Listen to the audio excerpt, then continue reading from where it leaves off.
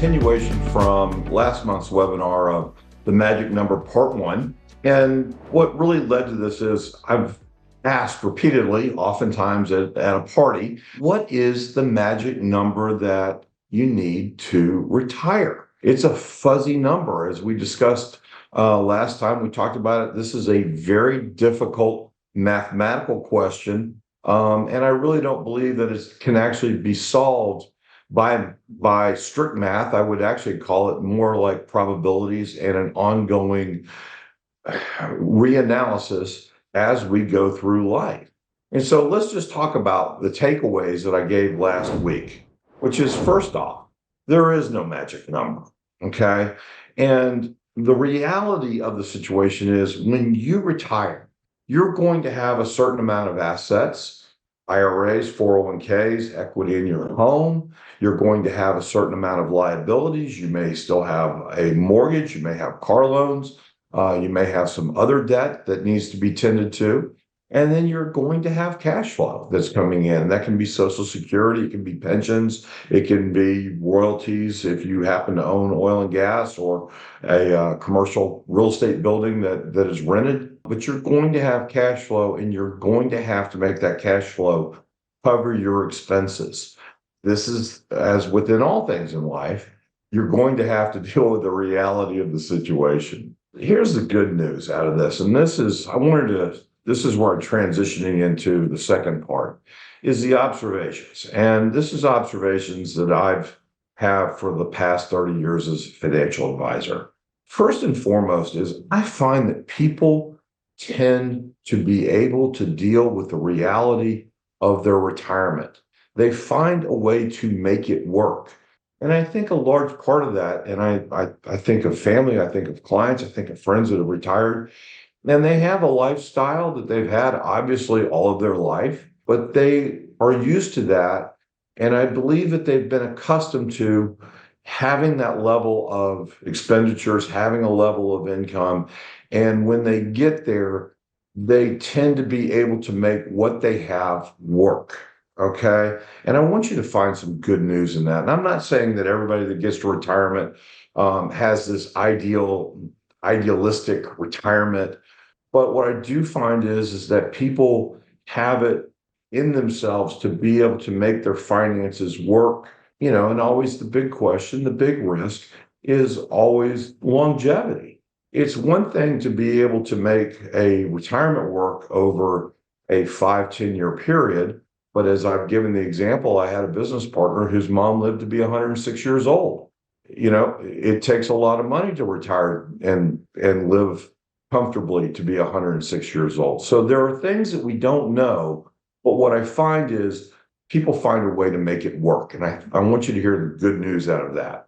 The other part is, I think that also within the industry, there is a common tendency, both by the client, okay, or in my world, when I'm talking to folks, that they're overestimating the amount needed for retirement. And I also find that it's propagated by a lot of financial services companies.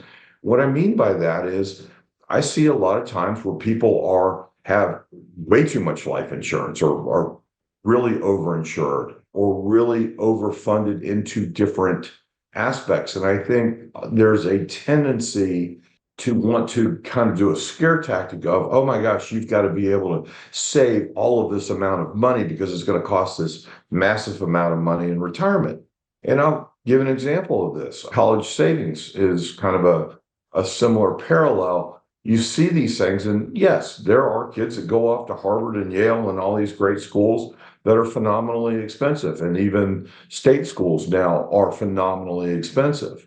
But we find a way to make those work. And I think you've got to be able to do your best and then take a look at the tools that are available to deal with the situation. But I feel like there's an awful lot of scare tactics out there. I will say that retirement is one of those things that you can't finance. You can finance an education, but you can't finance a retirement. It's not a right or wrong answer. This is not an absolute. It is a work in progress, not just as you're accumulating towards retirement, but while you're in retirement and having to adjust to different things, such as wanting to travel, wanting to do things around the house, spend time with kids and grandkids. And then there's also the time that you're going to have when you're going to the hospital and doing those things. So take a look at what you're doing right. I hear a lot of folks that are like, man, we're really glad we right-sized the house. A lot of folks, if you've had a number of kids and you've got a 4 or 5 bedroom home, guess what? You're not going to probably have all those kids showing up at one particular point and needing 4 or 5 bedrooms. And if you think about the maintenance and the insurance and the property taxes, right sizing the house is just a very common thing that I see a lot of retirees getting right. Making sure that you take a look at your health insurance, and particularly if you're under the age of 65 and not qualified for Medicare yet, you really want to make sure that you're paying attention to that. I know a lot of folks that have found ways to make their health insurance affordable and do different things to help with those costs.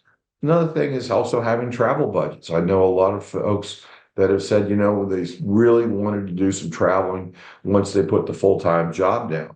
And take a look at, we always tend to kind of focus, what are the things that we're doing wrong?